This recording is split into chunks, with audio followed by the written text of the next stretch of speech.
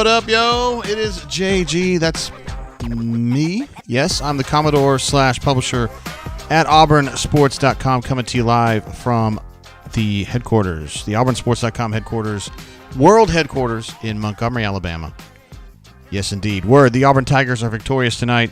94-73 victory over the hated Bulldogs from University of Georgia. You may know them as the Pups or the Dogs, or there's a variety of other names we could use for them. But tonight they're losers because the Auburn Tigers, knocked them down hard there early and just kept stomping. And that is exactly the kind of thing that Bruce Pearl wants to see after two difficult performances against Texas A&M and then the road game at West Virginia where they let Eric Stevenson step all over their face for 30 points in an 80-77 loss. But tonight, the Auburn Tigers, Janai Broome was so good in that first half.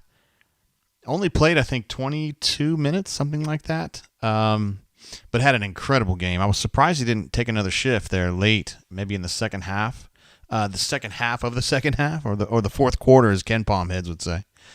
But I'm just trying to avoid any kind of injury, and I get that. Much respect.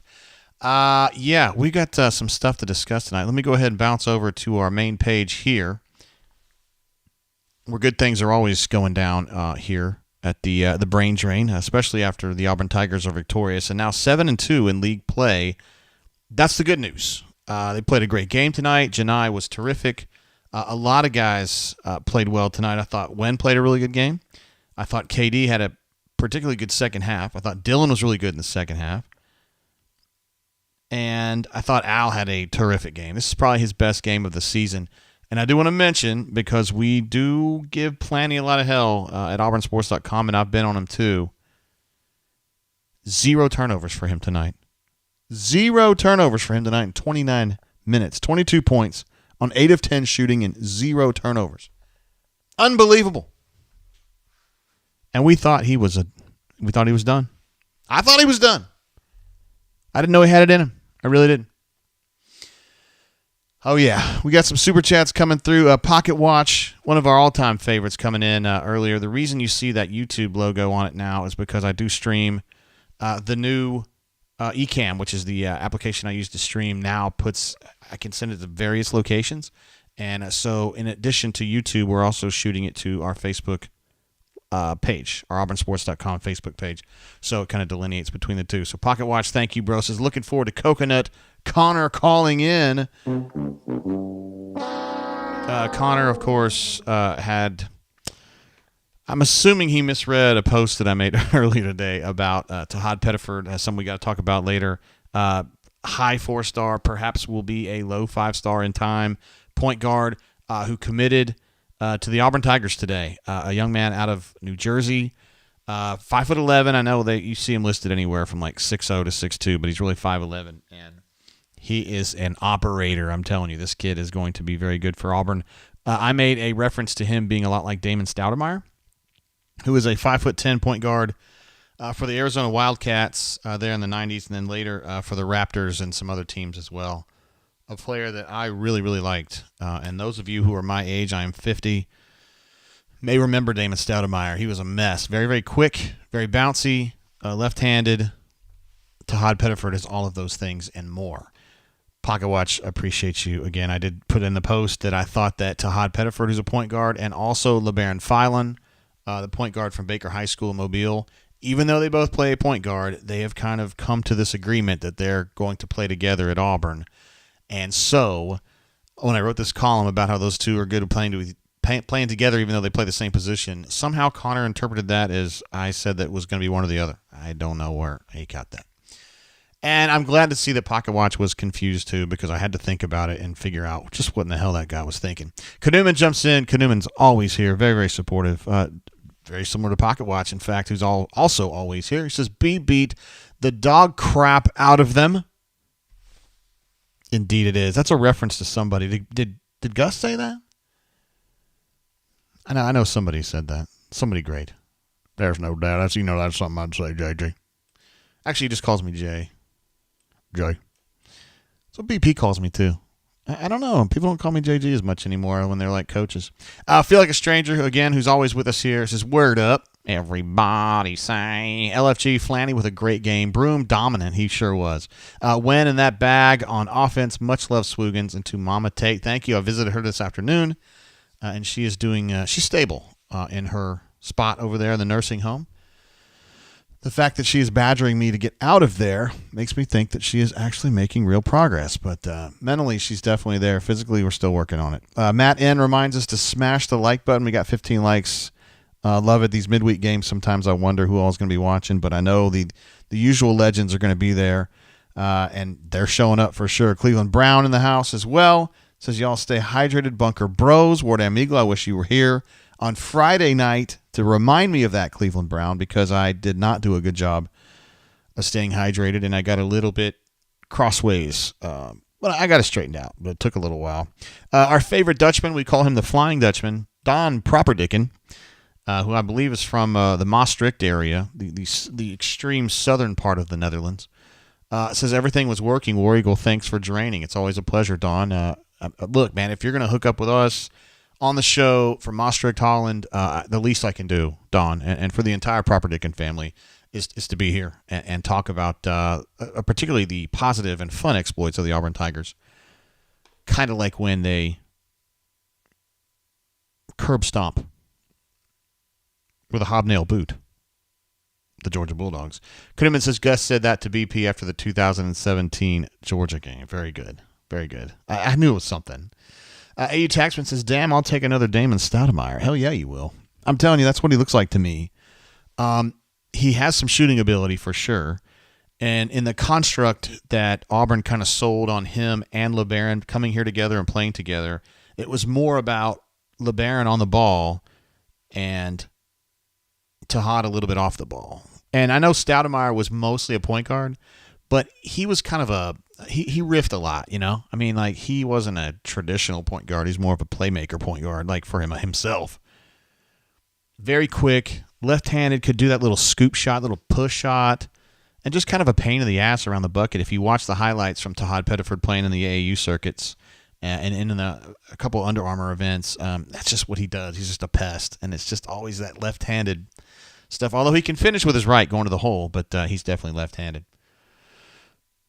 Let's see. Glennis C says sub patterns and shifts were excellent tonight. Yeah, they kept it hopping, didn't they?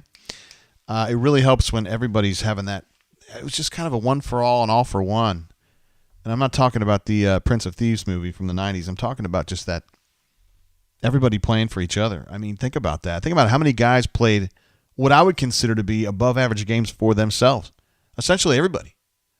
I mean, Jalen probably had, with 4 points, not a great game. But actually, I thought he played good basketball. He made some great passes. He had some rebounds. When everybody's getting shots and everybody's taking that bag, right? Did I use that correctly? Everybody can't score. And so tonight it was Jalen that kind of took a back seat. But that's fine. We know what he can do. Ravine jumps in with a super chat. Ravine's with us a bunch. He's been with us a long, long time. Called in once via proxy. We'd love to hear from his proxy again, or Ravine himself. Says, Ward Amigo fam, liked the effort on the boards tonight. Yeah, let's talk about that. A plus 10 on the rebounding tip. And they were up higher at one point. I think if Janai had stayed in there, he'd have finished with 22 or 23 boards by himself. Ravine continues on. Shooting was on point. Loved how he valued the ball tonight. Absolutely. 5 turnovers, season best or season low, depending on how you want to frame that. I guess from a journalistic perspective, you would say season best, right? Definitely value the ball tonight. And that's the two guys that you really got to worry about when you're talking about valuing the ball is Al, who had 0 turnovers tonight, and then KD, who I think had 1, if 0. I mean, he played a good game that way. 1 turnover. Dude, for him, that's great. And I thought his decision-making, I'm talking about KD specifically, when coming into this one, the fact that he played at Georgia, he's from Georgia, you think he's going to lose his mind. And I thought he played within himself tonight. He took some chances, but they weren't ridiculous. He had one drive that I thought, oh, God, here we go. Because, he loves taking 4-on-1.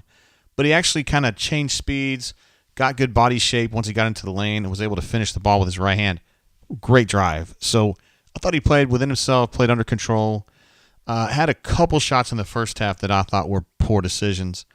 Just pull-up threes that were out of system and left too much time on the shot clock. But He settled down, and I thought he had a terrific second half. 13 points total for KD, 11 in the second half. So he gets an A+ from me tonight as well. Feel like a stranger knows who I'm talking about. Damon Stoudemire, known as Mighty Mouse. That was one of his nicknames, yes. He was such a little dude, but he was he was a strong-looking dude. He didn't have that Muggsy Bogues, like you could fax him if he missed the team playing kind of guy. He was stout. At this point, Todd Pettiford is pretty thin, honestly. He's kind of got that Kerry Kittles body, but nonetheless, I think he's going to be a terrific player. And him and LeBaron together, guys, I'm telling you, close the door right there. LeBaron is 6'3", probably has a little bit more growing to do. So let's say 6'4" point. And he's going to be a point. A lot of people on the bunker keep trying to say, oh, he'll play wing. I don't think so. I think he's an on-ball point guard. And he's going to commit Friday, guys, and I feel really, really good about the Auburn Tigers in this one, okay? I mean, real good. I felt really good about Tahad, too. Of course, I felt good about Ace Bailey, but, sometimes you can't win them all. If, indeed, LeBaron commits to Auburn, guys, I mean, let's get real here. You already got Aiden Holloway signed. He's a 4-star, almost a 5-star point guard coming in for this next year. Now, we're still talking about 2024. You got Todd Pettiford, I believe we've got him in the top 20 in the country. You've got LeBaron, who I think we've got in the 50 range, but he's not a AAU guy, and he plays in Lower Alabama. So it's like he doesn't get the exposure that most guys do. And I think as people realize how good he is, I mean, he's leading the country in scoring. He scored 30 consecutive points for his team a couple weeks ago.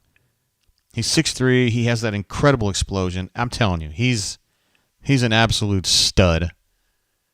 You get him too. Plus, you've got Peyton Marshall. If he continues to kind of lose weight, add some explosiveness. There's not a lot of guys in that class that have that size like Peyton Marshall has, who's already committed. You've got a hell of a class right there, guys. And then you got Flory Badunga out there, the 7-foot center from Indiana who does not want to play in the Big Ten.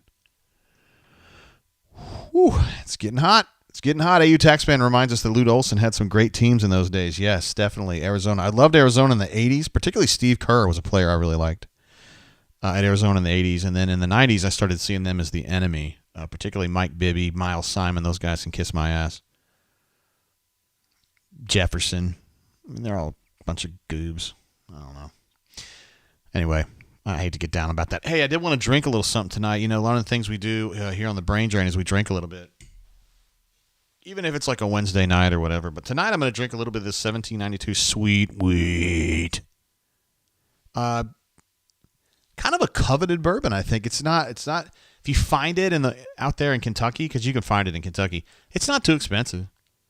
1792 is, I consider, a very underrated purveyor of delicious bourbon. You don't hear people talk about it too much, but the Sweet Wheat is particularly coveted.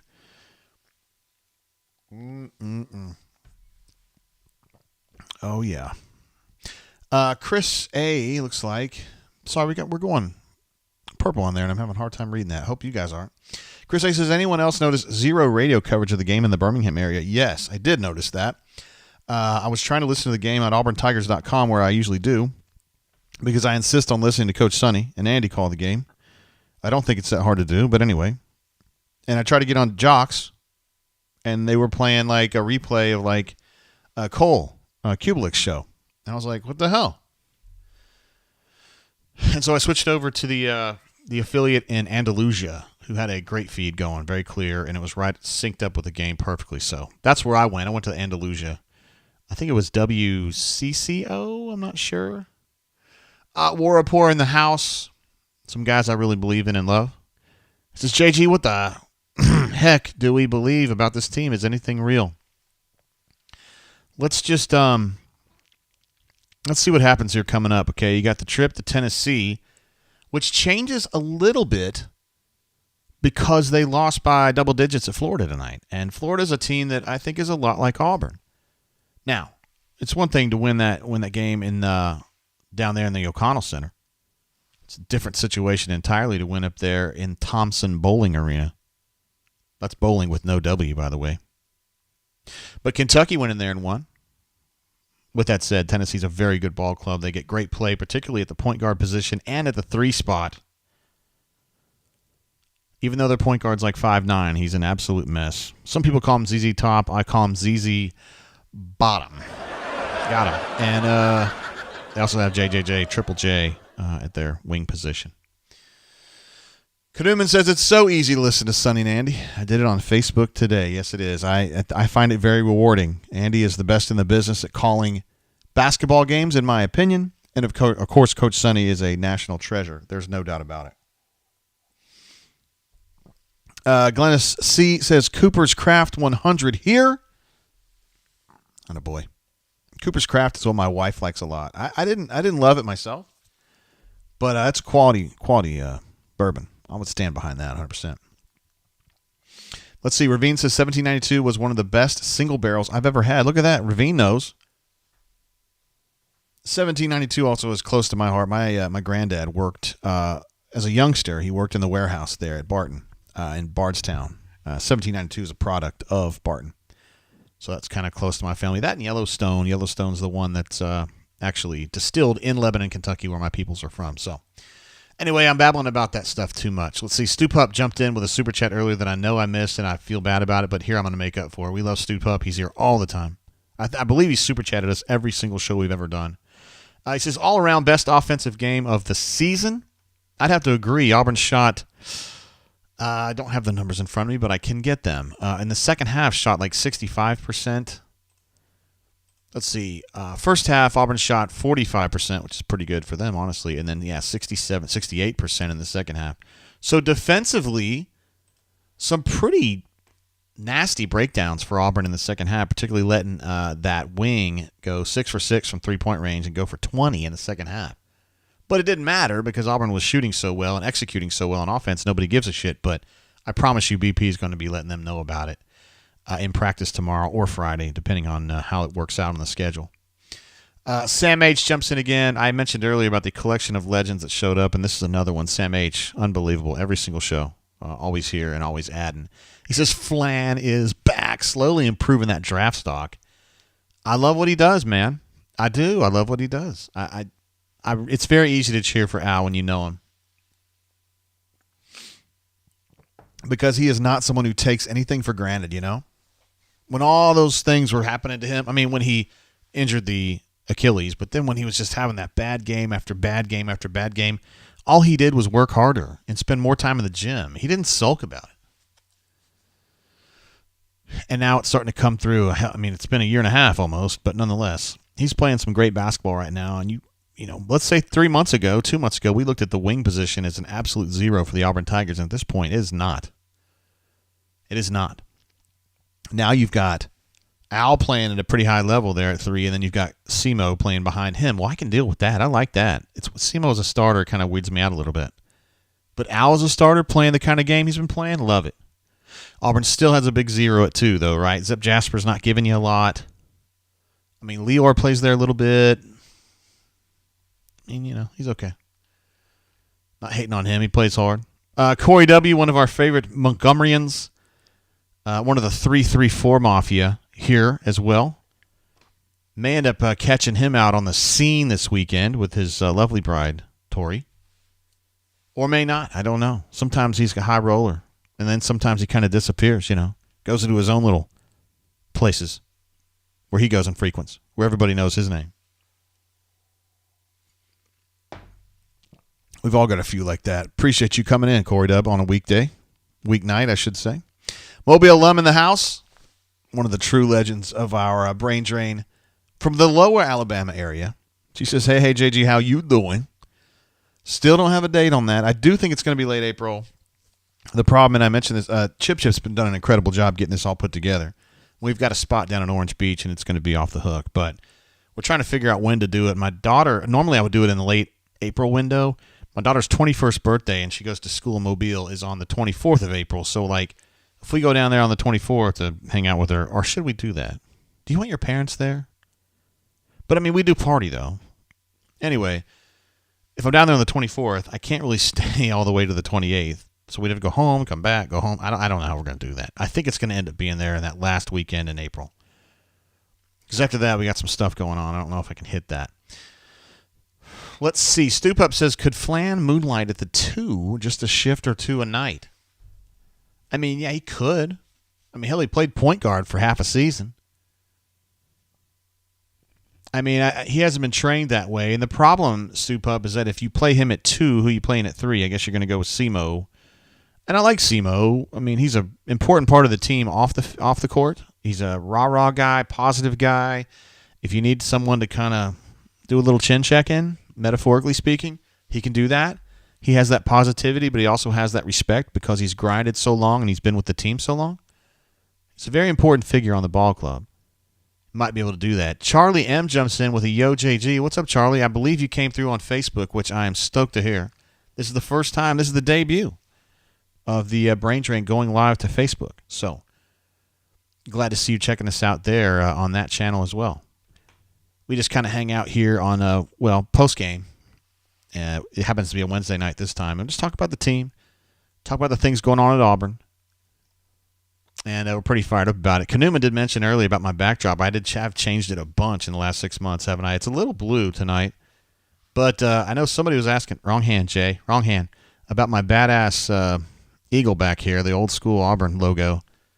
Absolutely dig it. Got it from a company called Hexhead Art out of Louisville, Kentucky. And it's made out of like thin metal with a backlight on it. And it comes... the metal part is assembled. You have to put the backlights on, but they show you how to do it. Even a dummy like me can handle it. They have, I think, 4 different Auburn designs, including the standard AU. They have one that has like the Auburn script, which is more like what you would see on a baseball jersey. And there's one more I'm forgetting, but anyway, you can get those at hexheadart.com. They don't pay me or anything. I just was telling you guys. I think it'd be badass to have those. A must-have in an Auburn man cave or woman cave, whatever. Hayden H is in the house. Says, what a difference a year makes. What's up, Hayden? We love having Hayden. He's jump into the football chats a lot, and we loved having him there too. Corey Dubs says Traore can make as many threes each game as Moore did tonight. Some people aren't sure about this Traore situation. He is, again, it looks like he's going to go scout team the rest of the year. I mean, I was watching scout team last night because Steven had done the scout on that, and I had been talking to Steven about some stuff related to that, so I wanted to watch the scout. And Traore and obviously Stretch and then Chance. Westry were all scout teaming this week, and every week. I'm telling you, they're doing it with a lot of spirit, though. It's not like they're just like stuck, okay? I think they both just felt overwhelmed by the situation. And I mentioned this in the last show, but those of you who didn't hear it, the first 6 weeks of the season, like this is before the season starts, I should say first 6 weeks of practice, that's when they install the shit that Auburn does, right? Here's our basic defensive sets. Here's our basic offensive sets. Here's the things like cardinal sins, like, for instance, when you're defending a screen, you never allow middle. You've always got to force out wider to give time to your backside help and all that kind of stuff. Chance was hurt during all that. He hurt his meniscus and had to have surgery. So he misses all that, and then when he gets into the season, all they're doing is scouting. Like if you go to a Thursday practice after a Wednesday game or a Friday practice after a Wednesday game, they're just doing installs. They're doing like, let's say they have 25 to 30 defensive sets. They're probably going to emphasize 5 for each game based on what this opponent does. So they're going to really push those 5 things, and then maybe they kind of talk about some different things that are specific to that opponent. Mentally, it's tough. Now, for a guy like Wen, who already knows exactly what Auburn's doing because he's played the whole system for a year and a half, he can take those scouting tips and kind of make more sense of them. And you know what I'm saying? When you're Chance Westry and you never got the first 6 weeks, and you don't even know what Auburn's doing, much less how to implement a scouting report into that, you're just overwhelmed. It's a lot like what happened with Greg Robinson as a true freshman at Auburn. The outstanding left tackle who played on the he redshirted in 12, and then he played on the national championship contending team in 13 and had a great year. He redshirted his first year because he just didn't think he had it mentally to do it. So that's the deal. Captain Eagle Flygood in the house, our favorite horticulturalist, and a man who always hits the ground listening, says, I myself love an eagle, JJ. Hey, guys, I know Alabama lost the other night. Can you give me something on that? Okay, thank you. These Bammer interns are always just like bammed out. It's crazy. T. Roy Tiger says, glad you made it, Dr. Goose. You got it right there. It's the way Jay Jacobs used to say it all the time. Let's see. Corey's jumping in. I miss Israel Traore and Westry. Yeah, I really love the way Yo kind of came alive there in Israel, and I thought, damn, this kid's going to do it. But it turns out they felt like he was just kind of riffing, like he was just balling. And I think this time of the year, you just can't ball. You've got to play within the system. Which is not a rag on Yo at all. I think they get behind kind of quickly mentally. I think it's a lot. So anyway, those guys are on the scout team and they're not pissed about it. They're having fun. They're spirited when they scrimmage. They really get after it. And when they're not scout teaming, they're running drills with the team just like they're part of the team and they're messing around with each other and playing grab ass or whatever. I mean, in a fun way. So they're definitely part of the group, and I think they're having a good time. Blake R. jumping in with a super chat, one of our East Coast legends out there, making it happen. From Newport News all the way to Roanoke and areas beyond that, perhaps even to Cambridge, Maryland. He says, JGT, awesome win tonight. War Damn Eagle. Glad to be back on the train after missing Saturday. We missed you, bro. And we certainly miss you when you're not here because we don't see that incredible avatar. Whew. Look at that, the Morgantown crew jumping in, pocket watch. Newman was out there. Why Not AU was out part of that group. Mobile alum says, how you liking Pettiford? Are we getting Phylon? I feel really good about Pettiford. I mentioned he was a lot like Damon Stoudemire, just a left-handed, quick guy that has ZFG about shot quality. I mean, he'll go for it. He sees a hole in the defense, and he's going to go there and shoot. Yes, I think Auburn is getting Phylon.